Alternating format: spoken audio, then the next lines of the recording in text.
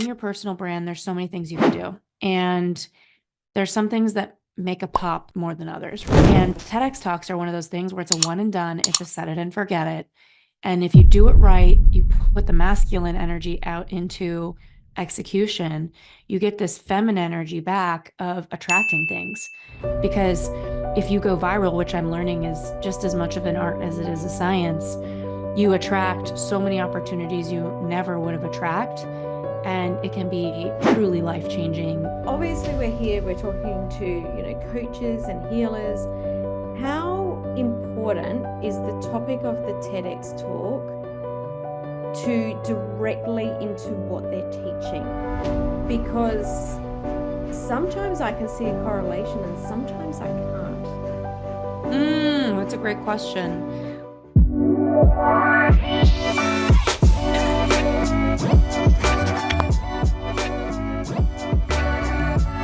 Welcome to this episode of Influence by Design. I'm your host, Samantha Riley, and very excited because today we're being joined by Ashley Stahl, and she is going to talk about TEDx Talks, but oh man, has she got an awesome story to share about how she got into what she was doing today.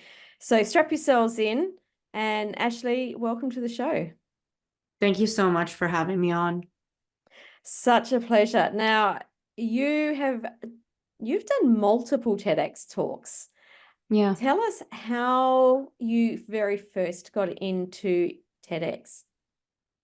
I started my career in national security working under Obama administration, and I remember meeting somebody at an awards ceremony. She was this really beautiful woman, and I was just drawn to connecting with her because she just seems so expansive to be around. So we ended up getting to talking, and she said she'd just gotten back from TEDx UN and she'd given a speech. She seemed really young. She was like 21. And I said, wow, I would love to do that someday. And it felt like this really distant dream. And she kind of looked at me like a cartoon character and said, I bet you will really soon. And it's almost like I saw her tooth like cling, just like this moment. And I ended up flying to Turkey that week for an assignment in Istanbul. And there was protests. It was like 2012. There's a lot of protests in Taksim Square. And, working in national security, I was at a hotel and I had tear gas in my eyes. I was caught in a protest and I went to take some cover in the Grand Spice Bazaar. And I got this buzz on my phone and it was her. We'd exchanged numbers and she said, I got you a TEDx talk and I'm really excited for you. It was like the nicest thing anyone has ever really done. Like it was just such a effort she just did for no reason. And I immediately got an email from them saying, do you have a speaking reel? And I just thought, like, what is a speaking reel? So I Googled it and this would be the first speech of my life. Like I'd never given a speech and I was like 23. So I went into the hotel bathroom, after my work day. I put on the bright white light and I had my iPhone propped against the mirror, just capturing me doing some sort of ad hoc speech that was honestly horrendous. Like it was really bad. And by some sort of like act of God and miracle, I ended up booking the talk anyway. And I ended up showing up at TEDx Berkeley months and months later. Every night I would go to bed and see like this red dot in my brain in maybe my dreams or my nightmares. I don't even know. But and I practiced so hard every day. I hired somebody to help me learn how to deliver a speech. Luckily, I'd also asked a couple of Obama speechwriters, can they help me come up with a structure for a TEDx talk? And they were generous enough to say, well, here's how we write for him. And forevermore, I had no idea it would change my life because now I have a business that we write and book TEDx talks, and I still use that speech writing formula that I learned from his speechwriters. So 15 or more years ago, which is really wild, but gave the speech. It went viral. I went on to have an e-learning business and becoming a career coach. I left national security, left my work at the Pentagon, started coaching millennials in the recession on how to get a job because I was a really good job seeker. I created an online course that scaled. We did $6 million of revenue in 2 months off of a webinar. Oh, wow. I learned how to write a webinar after a year of failure, really, and spending a lot of money trying to figure it out. And then I held on too long. The algorithm on Facebook changed. My ads weren't converting. And I kept my employees. I wanted to keep them afloat. And that was kind of the beginning of me going through a dark night of the soul, like not having the business that was so successful, not having the team I built, and just being really burnt out. I spent 4 years, I ended up with debt. And I remember thinking about this TEDx talk I gave, thinking like, I want to redeem myself with myself. Like, I know I could do better than what this talk was. And so I went ahead and I pitched myself for another TEDx talk. I booked it, got on stage, and that talk did so well. Now it's 80th on the internet. And it changed my life in so many ways. It got me a speaking agent. He put me on tour. I tripled my keynote fees, 10K to 30K per speech. I got a spokesperson deal for SoFi for 5 years. I was their national spokesperson, 4 or 5 years, I think 4 years maybe. And it just was like, what I learned from it was in your personal brand, there's so many things you can do. And there's some things that make a pop more than others, right? And TEDx Talks are one of those things where it's a one and done, it's a set it and forget it. And if you do it right, you put the masculine energy out into execution, you get this feminine energy back of attracting things. Because if you go viral, which I'm learning is just as much of an art as it is a science, you attract so many opportunities you never would have attract. And it can be truly life-changing for your career because what you're basically doing is letting people, everyday people, think of things that you may never have thought about for you and approach you on a day-to-day basis. The amount of people I hear from that see my TEDx talk is through the roof. And the amount of opportunities that have come to me that I never would have thought would is incredible. So that has been the thing that got me to start my company now. It's called Wise Whisper. And we write and book TEDx Talks, everything from the speechwriters writing it. We do it in 4 Zoom calls. So clients come in and over 4 Zooms, we write their talk, hand it off to our booker. We get them booked. We make their slides. We make their bio. We make their title suggestions of what's going to go the most viral, and off they go. Wow. Obviously, we're talking to, coaches and healers. How important is the topic of the TEDx talk to directly into what they're teaching? Because sometimes I can see a correlation and sometimes I can't. That's a great question. You know, I think it doesn't help you if you go so far away from what you teach or you don't identify yourself as the teacher of something. TEDx is very sensitive to promotion. So you really at most can say, as a consultant for women who face fertility challenges or as a, whatever, you can say one little promotional thing at most, and it has to make sense. So I think there's value in that. But if you give a talk about fishing and you're an energy healer, you're probably losing an opportunity.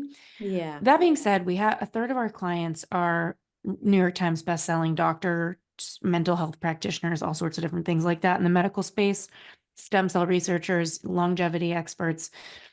The other third of my clients are like, corporate people that have a message, but the doctors are a good case study for this because for them to write a book about their work, they tend to be pioneers, right? Like they are leading the path on some sort of research they've uncovered. But if you are a pioneer, what you're doing is not seen as widely accepted because it's new. And when something's new, the TED channel sees itself as responsible for not spreading pseudoscience, right? Like, and so it's this fine line of being an incredibly innovative platform that is educating the masses and being kind of a limited platform that has boundaries around promoting things that are not widely accepted. So what we will do with a doctor of that sort is we'll look at their body of new work and we might revert back to what is something incredibly innovative you have to say in the other body of work you've been doing that's more widely accepted. And then we'll trust the viewer to go find their work, elsewhere. A second thing to be aware of is beneath your TEDx video is a bio about you. And the first 80 words are pretty much what gets seen. And then it says read more. Nobody clicks read more. So the first 80 words really matter in the peripheral vision of the viewer because you want them to know who you are and what you're doing. So that's just a couple of starting thoughts that I would have for anybody considering this. I like that. So it's really For most people, it's the stepping stone to what they do or the introduction to what they do, but not necessarily talking about the crux of what their business is. Yeah. Yeah. I mean, you can, right? Like, I think it is effective if you're a coach and you have a coaching certification on how to be a better salesperson. It would probably be good to do a talk about sales or mindset for success or something that is on the periphery of the kind of client you want, if not direct. But yeah, there have been reasons some clients have come in and they've been surprised where I'm like, I want you to go viral and you can't talk about this if you want that. Because about a third of the talks we're writing right now are going viral. And a lot of that has to do with not just the topic, but how we write it and feeling confident that the TEDx channel is not going to ban our client, which has never happened to us, but we pay attention to that. Well, yeah. Now, I watched a couple of your TEDx talks, but the one that really got me was the one where you talk about the phone call that your father got one Yeah. day. The storytelling in that was exquisite. Thank you. Congratulations. Thank you. Because man, was I in there like, oh, gosh, I watched that a few weeks ago, and even now I can feel myself choking up listening to that. That story has got nothing to do, let's say, with your business, even though it does, because it's all about the storytelling. Right.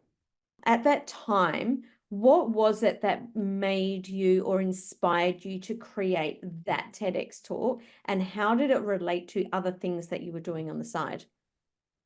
Yeah, that's a great question. I mean, there's two things that make a TEDx tend to go viral, in my opinion. The first is the title, right? So there's two types of titles that we do. The first type is the open loop, like the secret to why marriages fail. That's an open loop, right? What is the secret?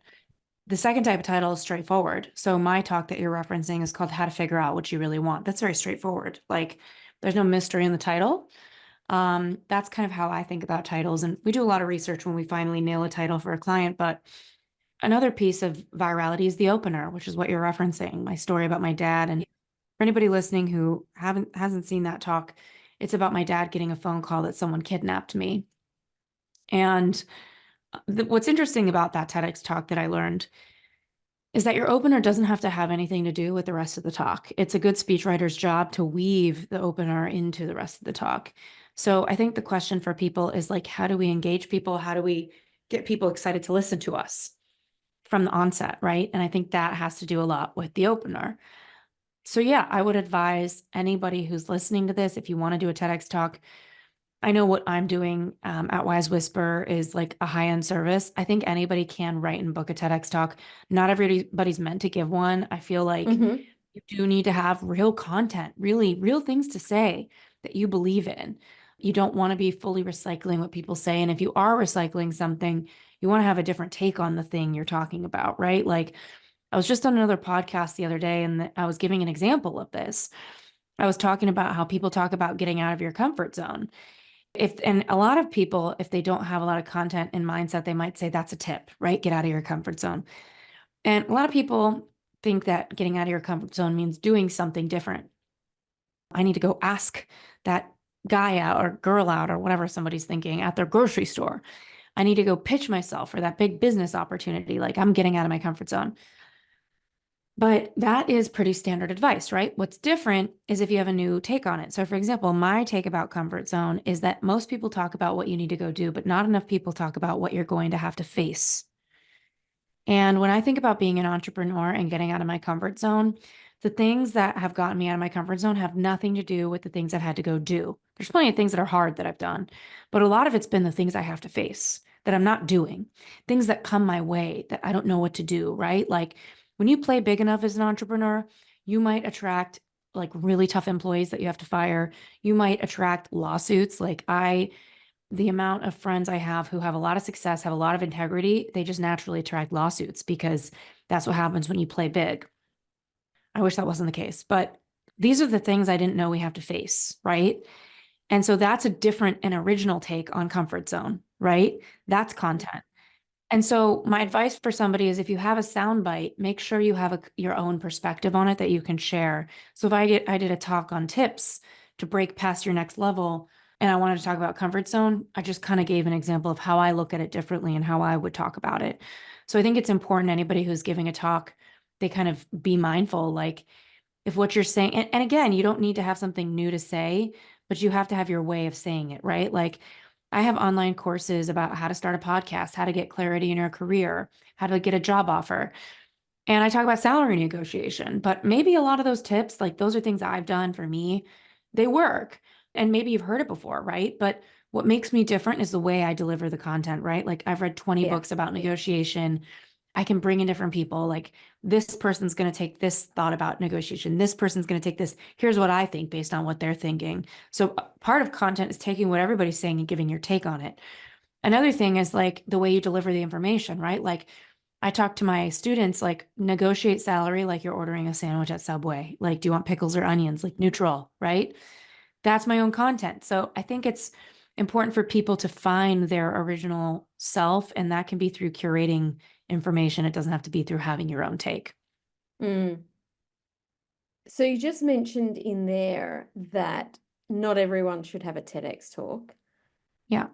Who should and who shouldn't? Like what's the criteria here to work through in our own head before we even go down the path of, all right, I'm going to consider doing this. Yeah. Yeah. I think the first thing is you have to, one thing I love about TEDx, it's not for famous people with followers. It's a democracy. And I think that's an amazing thing about the platform. And my company, we really try to be a company that I think at its worst, personal branding is delusional. It's like the Tinder swindler. It's like, how did they get all these followers? Like, what are they even putting out? And it can be really exhausting for people to watch that being what this is, right? We as a company are wanting to be a house for people who are doing the real work. They're not taking shortcuts in their work, but we are a shortcut in their brand, right? Like in 4 Zoom calls, we've got a TEDx written and booked for you. But I think the biggest question I ask clients that I can impart here is, what do you know? What do you really have down? What do you get about your work that you want the rest of the world to really get? That's the overarching message question, right? What do you really get that you need the world to get? And how would the world be different if they got it? Right. Mm. And so I think that's the first thought for a TEDx talk. I think the people who, there's no such thing as being qualified, right? Like one of our clients is an activist in veterinary school, but she's really passionate about dogs and animal rights. And she's not an expert. She's a student, but she's got a message and she's worked with dogs and she works with rescues for fun and as a volunteer. And so I think the most important thing is probably continuity. Like you don't want to give a TEDx talk about being an energy healer if you're a project manager at a tech company. Like if you don't have a brand built, you at least need to have continuity on the internet. So that means your LinkedIn profile even needs to make sense of it for the curators. I would think that's my first thought on it. Yeah, I love that. All right, once you've been through that process and you're like, yep, okay, I've got it. How do you even discover that idea? I mean, you spoke a little bit on it there, but, and I guess this is such a personal question because this is something that I've always struggled with myself, that there's so many people in my world that have done TEDx or that want to do TEDx, and I'm like, yeah, I would like to do that too. But oh my goodness, I wouldn't even know where to start to discover my idea. Right. How you're saying you do it in 4 Zoom calls. For those of us that need some sort of idea before that Zoom call, like what would you recommend? Getting started just to like start writing the talk. Yeah, I would say like really thinking about your opener. There's 3 types of openers, right? Like there's the storytelling one, which is what I did in the how to figure out what you really want talk. There's the conversational one, which is more like we have a client right now. She's 50, single, no kids. She gets on stage and she says, I'm 50, I'm single, and I have no kids. What do you think about me? And it's a talk about being judgmental. Mm-hmm. So it starts with a conversation, right? And then there's a combo, right? Like you start with a question, you're a little conversational, you back into a story. I think what goes most viral is storytelling, like what I did in my how to figure out what you really want talk. So I would advise people to think like, what is one of the most potent moments of their life that they can bring people into? And I would start there. I like that. And I like the way that you mentioned before that there's always a way to tie it together. It's just being a little bit creative and figuring that out, right? Yeah. How much of being booked for a TEDx is about getting that talk right? And how much of it is the preparation once that talk is actually written? I think it's 50-50. It's like the writing has to be exact. We've been telling clients, like, what's the point of writing 19 minutes when, as a script, when you can do 10 or 12? It's just less to memorize, equal value. A 12-minute talk is 3 to 4 pages. It's not that much to memorize. So I would say write your script and be exact with your words, be reflective, be intentional, memorize it. And then it's just as much delivery as it's what you're saying. Because people need to remember, in Harry Potter, he talks about the people like they're muggles, right? He says muggles. It's a fifth grade reading level, right? Like TEDx is everybody's watching those. So you need to write for the masses. And that means at a fifth grade reading level. So if you're introducing any advanced concepts, you have to be pretty intentional about making sure that you're not blowing past somebody's, I don't know, like intellectual level just based on what is present in this world that we're in. Mm, mm.